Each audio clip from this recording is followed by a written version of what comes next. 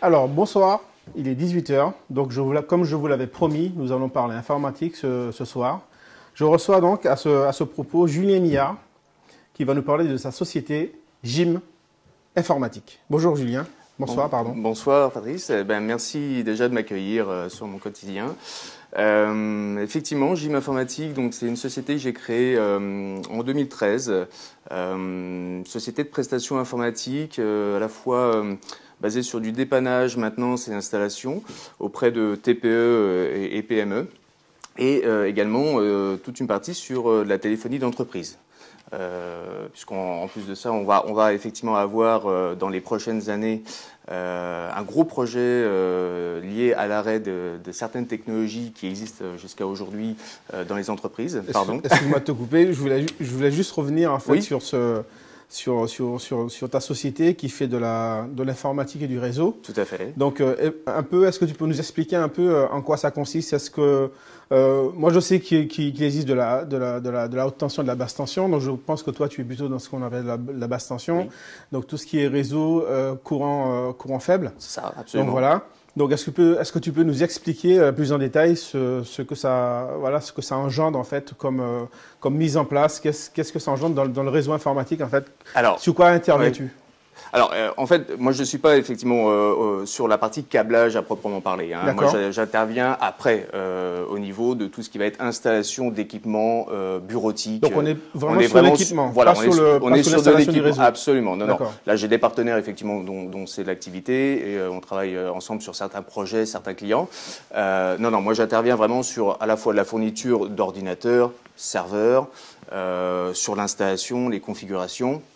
Après les dépannages. Et les routeurs aussi, j'imagine. Les routeurs aussi, voilà, tout équipement actif d'un réseau, okay. La mise en place d'une solution Internet, d'une connexion Internet chez les clients. Voilà, le lien avec les différents opérateurs en fonction de ce qu'il est possible de faire, fibre optique, ce genre de choses. Et donc après, voilà, moi j'interviens surtout essentiellement pour la mise en place de ces équipements bureautiques et puis le bon fonctionnement après de l'ensemble, au niveau des utilisateurs. Est-ce que tu aussi formes aussi les gens sur l'informatique, la mise en place de l'ordinateur, toutes ces choses? On se limite vraiment à sur l'installation du produit. On reste sur l'installation des produits. De la prise en main. On a quand même, parmi notre clientèle, on a quand même des gens qui maîtrisent les outils bureautiques, on va dire. Oui. Une suite Office, un pack Office, bureautique classique. On n'a pas dans nos clients, on n'a pas de secteur d'activité pointu, je dirais, qui nécessite de l'apprentissage de logiciels spécifiques. Et quand bien même ce serait le cas, de toute façon, ils sont formés pour ça, oui. Indépendamment de mes services. Donc, on intervient vraiment ça va être du dépannage à la fois matériel, logiciel, imprimante, problématique. Donc on est réseau, sur du matériel périphérique et l'ordinateur. Voilà. Absolument, oui, absolument. Et donc, cette société existe depuis 2013. 2013, comme tu l'as dit. Tout à fait. Et elle s'appelle Gym. Alors, est-ce que tu peux nous expliquer pourquoi Alors, Gym, c'est très simple. J-I-M, ce sont les initiales des associés, Julien et Isabelle Miard. Donc, Isabelle Miard, qui est qui mon épouse. Qui est ton épouse, d'accord. Voilà. Et donc, vous avez démarré cette société ensemble ou elle t'a rejoint un peu? Non, alors en fait, c'est plus sur le papier, on va dire, globalement. Oui. On a créé plusieurs structures ensemble, on les a toutes appelées Gym quelque chose. Ah, d'accord. Voilà. Elle était dans son domaine de coiffure, moi je suis dans l'informatique. D'accord, donc voilà. vous avez un partenariat sur l'association entrepreneuriale depuis quelques années maintenant. Est-ce que toi aussi tu es associé sur le salon de coiffure? Oui, j'ai été associé. Il est plus là maintenant, le salon, mais oui, à cette époque-là, j'étais également associé. Donc c'est vraiment une collaboration sur tous les fronts. Absolument. Ça va, c'est vraiment intéressant d'avoir quelqu'un d'être à deux pour accompagner tous les projets qui soient aussi divers et variés. C'est vrai. Après, pour avoir une SARL, il faut deux associés. Alors autant prendre celui qui partage. Oui, évidemment, oui. Voilà. Mais après, c'est pas effectivement évident qu'on ait qu'on ait quelqu'un, une partenaire de vie comme ça qui vous accompagne sur ça reste effectivement des associés qui ne sont pas actifs. Voilà, moi je me demande pas de couper les cheveux, c'est pas possible. Et elle fera pas d'informatique non plus. Donc voilà. Et donc, du coup, cette société pardon, qui a démarré en 2013, donc elle a continué, elle a évolué jusqu'à 2020. Bah aujourd'hui, voilà, hein, aujourd'hui. Même 2022. Oui, jusqu'à 2022, mais je disais 2020 parce qu'il y a eu ce moment un peu charnière dans la vie de tout entrepreneur et de toute personne effectivement. Vivant sur cette planète, c'est-à-dire la crise sanitaire. Et du coup, à partir de ce moment, comment ça s'est passé pour Jim Informatique? Alors, il y a beaucoup de sociétés qui ont vraiment eu de grosses problématiques par rapport à cette crise sanitaire. Une fois n'est pas coutume, l'informatique s'en sort plutôt bien. Voilà, parce qu'effectivement, nous avons été énormément sollicités par les clients de Jim Informatique pour la mise en place un petit peu dans l'urgence de solutions de télétravail notamment. Je crois que c'est un mot qui est devenu un petit peu à la mode depuis 2 ans. D'ailleurs, ça n'est presque devenu un élément de négociation contractuelle. Hein, c'est vrai. Mais ceci étant, donc oui, sur le premier confinement en mars 2020, on a été très sollicités et ça nous a vraiment apporté beaucoup de travail sur des clients existants à la fois sous contrat, donc voilà, c'est de l'accompagnement comme on peut le faire au quotidien, mais aussi effectivement par le biais de ces clients, des contacts d'autres sociétés qui ont fait appel à nos services sans même se connaître pour autant. Et qui sont devenus depuis des clients récurrents de Jim Informatique. Donc on a eu une grosse charge de travail qui aujourd'hui se ressent puisque nous avons eu en 2020 la meilleure année au niveau chiffre d'affaires de Jim Informatique. Ouais. Très bien. Parce que c'est vrai qu'il n'y en a pas beaucoup qui ont pu sortir. Voilà, effectivement. Et justement, parlant de ce télétravail, tu as mis en place, en fait, les entreprises ont fait appel à toi pour mettre en place des systèmes informatiques chez les employés pour pouvoir travailler à domicile. C'est exactement ça. Alors, certains des clients avaient déjà plus ou moins des solutions mobiles, donc l'ordinateur portable, les téléphones, tout ça. Donc ça, globalement, ça a été assez transparent pour eux. En revanche, il y avait quand même un certain nombre de clients qui étaient avec des solutions de poste fixe. Et là, pour le coup, du jour au lendemain, on te dit, tu n'as plus le droit de travailler parce que tu dois rester chez toi.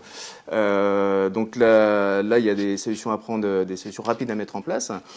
C'est de l'acquisition d'ordinateurs portables pour les salariés. Avec la configuration, les accès sécurisés au réseau à distance via des connexions dites VPN, donc c'est des tunnels sécurisés permettant de chez soi de pouvoir se connecter au réseau de l'entreprise et donc d'accéder aux ressources partagées, les serveurs. Ça, ce sont des services que toi tu peux gérer. Complètement. Voilà, oui. C'est bien de le préciser parce que c'est bien sûr, on est quand même dans la sécurité et puis savoir qu'on a un partenaire qui puisse gérer toutes ces parties sécurisantes pour le réseau, c'est intéressant. Donc tu gères toute cette partie. On gère effectivement toute cette partie sécurité en amont de l'accès au réseau d'entreprise. Tout à fait. D'accord. Et oui, pardon. Et donc du coup, après, mis à part cette particularité qu'il y a eu pendant le Covid, qu'est-ce que tu as eu d'autre à développer pendant cette période-là pour les sociétés justement? Est-ce qu'il y a eu peut-être des maintenances latentes qui se sont vues, tiens, on a une période où on ne peut pas faire grand-chose, donc est-ce qu'on peut se mettre... Alors effectivement, il y a eu des choses assez particulières, c'est-à-dire que tout ce qui pouvait être bloqué, on va dire, de devis en attente, validation, tout ça, certains ont été débloqués pendant cette période-là. Pourquoi? Parce qu'on a le temps de le faire. C'est ça. Tout simplement. On a le temps de prendre les décisions de le faire déjà, donc ça c'est la partie client, et on a le temps aussi de les réaliser, la partie prestataire. Et du coup c'est vrai qu'on a remarqué qu'un certain nombre de choses qui étaient un petit peu dans les tuyaux, ce qu'on dit, se sont débloquées pendant cette période pour ces raisons-là essentiellement. Voilà. D'accord.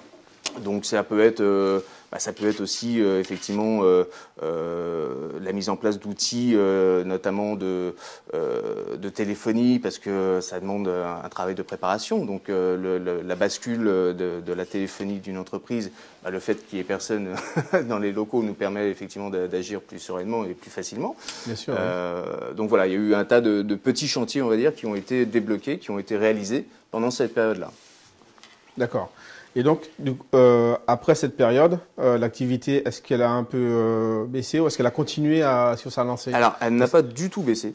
Voilà, ça c'est vraiment. Alors voilà, ça continue d'évoluer positivement et tout simplement parce que, comme je le disais, les clients ont eu un partenaire de confiance pendant cette période et voilà, il n'y a pas de raison de s'en séparer, donc on maintient les contrats existants. Et d'autre part, justement, toutes ces personnes qui se sont vues aidées par Génie Informatique et qui ont décidé de travailler avec nous par la suite, d'une manière récurrente, sous la forme d'un contrat de maintenance annuel, par exemple, ou du changement de matériel, de l'équipement, parce que justement, on n'est pas à l'abri d'une deuxième crise et on l'a constaté avec les confinements successifs. Bien sûr, et effectivement, donc voilà, j'ai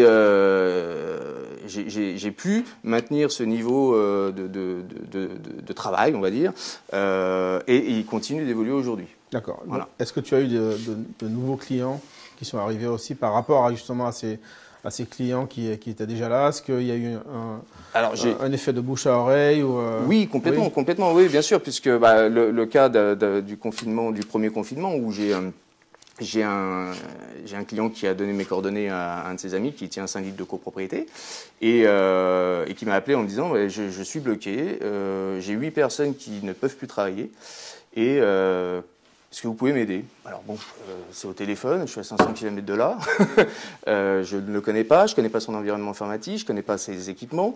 Le fait est que le soir même, les 8 collaborateurs pouvaient quand même travailler. Voilà.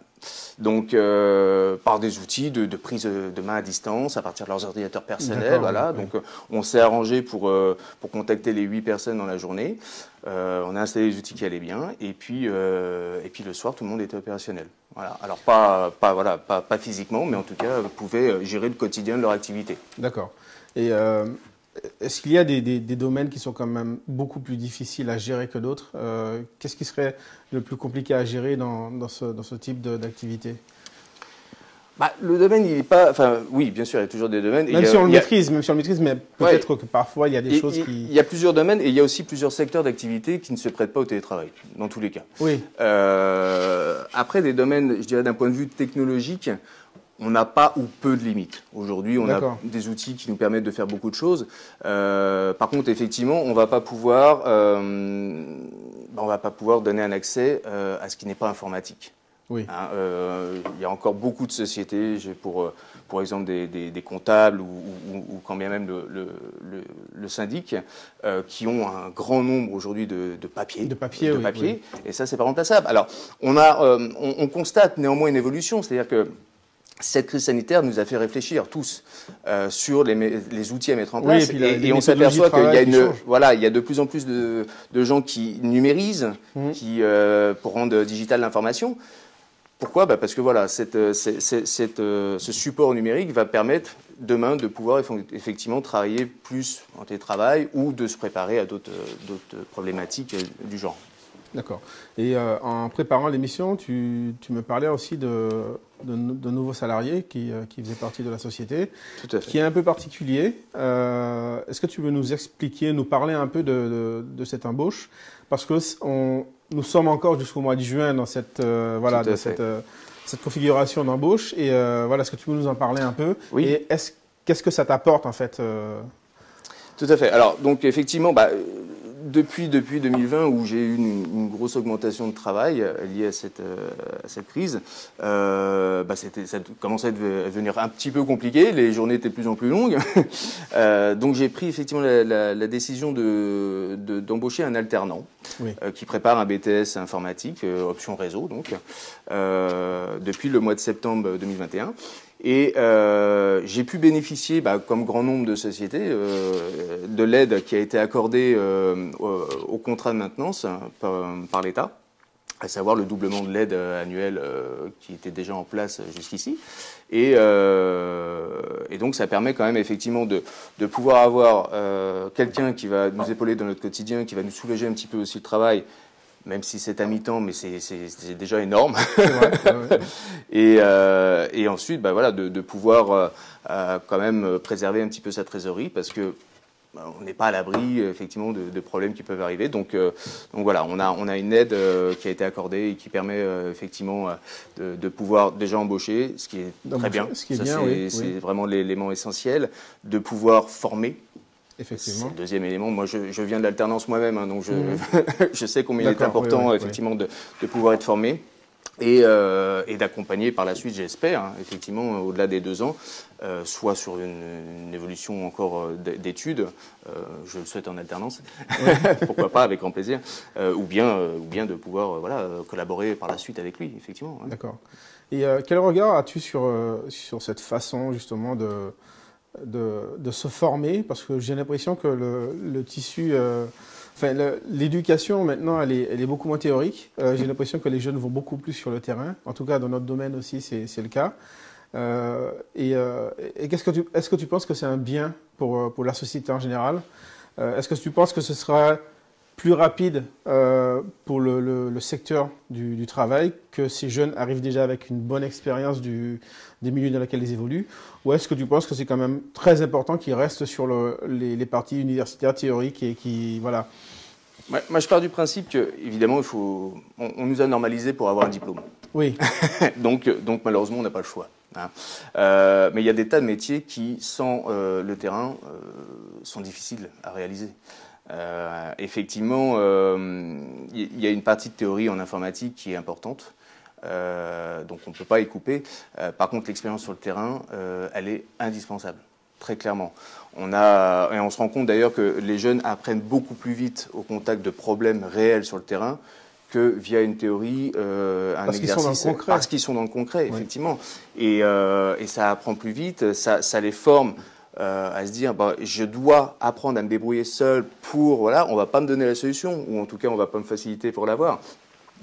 Et c'est ça qui fait que l'apprentissage en alternance me semble, selon encore une fois certains secteurs d'activité, me semble vraiment indispensable. Moi, encore une fois, voilà, je viens de ce type de formation. J'ai eu la chance d'être bien formé à l'époque. Voilà, et puis aussi, il faut voir une chose, c'est que on a des cours essentiels qui sont dispensés, on a l'apprentissage terrain, et puis il y a aussi l'autonomie, c'est-à-dire il va falloir aller chercher nous-mêmes l'information, il va falloir aller chercher à se former soi-même. Vrai, on a de la chance aujourd'hui via tout ce qui existe sur les réseaux, tout ça, de trouver l'information facilement, même s'il faut en prendre et en laisser. Mais je veux dire, c'est à mon avis indispensable que les jeunes se posent la question de savoir comment ils peuvent s'auto-former eux-mêmes aujourd'hui. On va leur donner des bases, on va les aider à mettre en application, mais s'il n'y a pas la volonté d'aller se former, d'aller chercher l'info, il y aura toujours un aspect un peu plus difficile de la chose, quoi. Et j'ai l'impression aussi que cette façon d'appréhender la formation va avec l'air du temps, c'est-à-dire qu'on est dans une période où ça va de plus en plus vite.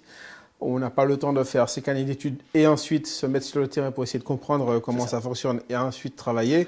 Donc du coup, voilà, j'ai l'impression que la société s'est un peu adaptée aussi à notre mode de vie, et je trouve que c'est quand même très intéressant que ce type de formation soit de plus en plus en vue, en vogue. Complètement. Et ça nous aide aussi, nous, entrepreneurs. Mais ça nous aide, ah oui, mais à 200%, évidemment. Oui. Parce qu'ils arrivent avec une base.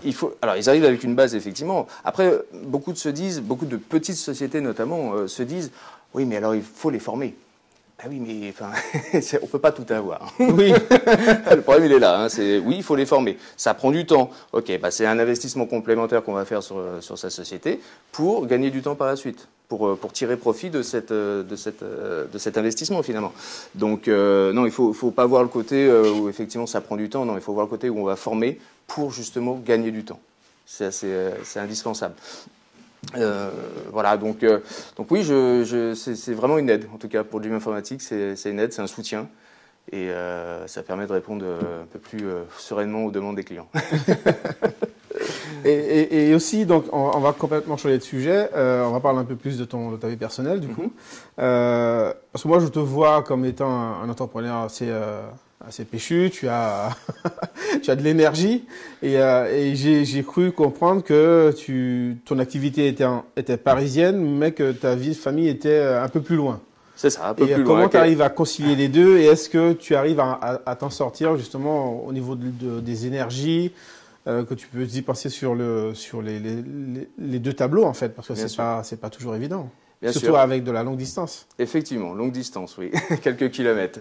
450 précisément. 450. Donc j'habite en Vendée. En Vendée, oui. Voilà. Alors oui, c'est un choix personnel qu'on a fait avec mon épouse il y a maintenant 4 ans. de quitter la région parisienne. On l'a fait, ce choix était plutôt orienté par rapport à nos enfants, en fait.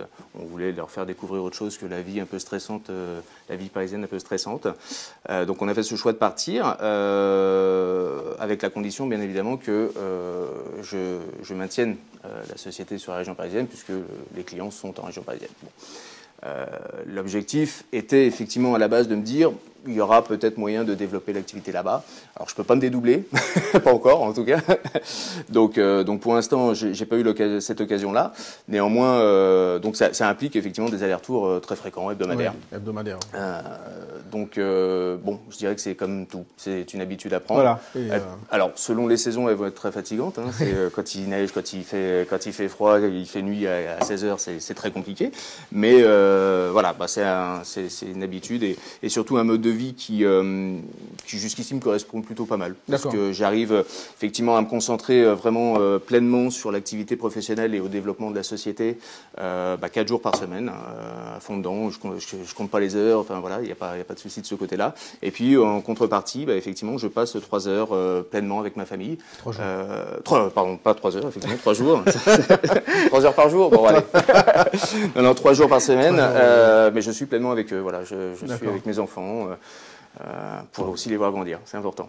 C'est très important, oui, tout à fait. Oui, tout à fait. Alors, cette émission touche bientôt à sa fin, et je voulais juste que tu me donnes ton sentiment avant de terminer l'émission sur cette période qu'on vit actuellement. On a terminé une crise, on vient d'entrer dans une nouvelle, et je voulais avoir ton ressenti en tant que personne, en tant qu'entrepreneur sur ce qui se passe, ce qui s'est passé depuis le début de la crise en Ukraine et comment tu vis ça, comment vous vivez ça au niveau de l'entreprise et personnellement. Bon, malheureusement, je pense qu'il y aura des conséquences de cette crise en Ukraine. J'en suis persuadé, économiquement en tout cas. On sort effectivement de 2 ans de crise sanitaire qui ont été très éprouvantes, qui ont été compliquées. Même si j'ai bien tiré mon épingle du jeu, on va dire, côté professionnel. Cette crise qui arrive aujourd'hui est pénalisante déjà humainement. C'est juste incroyable de nos jours de se dire que ça peut encore exister. Oui. À la base, c'est déjà avant tout le problème. Les répercussions, on les verra. On a fait des spéculations sur qu'est-ce qui va devenir après la crise sanitaire, comment va se passer l'économie. On est encore dedans, on est peut-être même pas assez dedans aujourd'hui. On verra ça dans les années qui viennent. Pour pas se leurrer, il va y avoir de la casse, malheureusement. J'ai peur que ce soit un petit peu la même chose, peut-être pas dans des durées aussi longues, mais avec la crise en Ukraine. Franchement, on attend de voir les répercussions, mais on a quelques heures à passer qui ne seront pas forcément très drôles. C'est très clair. Très bien. Voilà. Merci Julien, merci beaucoup d'être venu sur le plateau de Mon Quotidien TV. Donc, l'émission touche à sa fin. Je tiens à remercier Cyril Bartholomé à la réalisation, les équipes d'Atoucam et de Griff Productions. Et je vous donne rendez-vous pour une prochaine émission. Et bon week-end à tous. Pardon.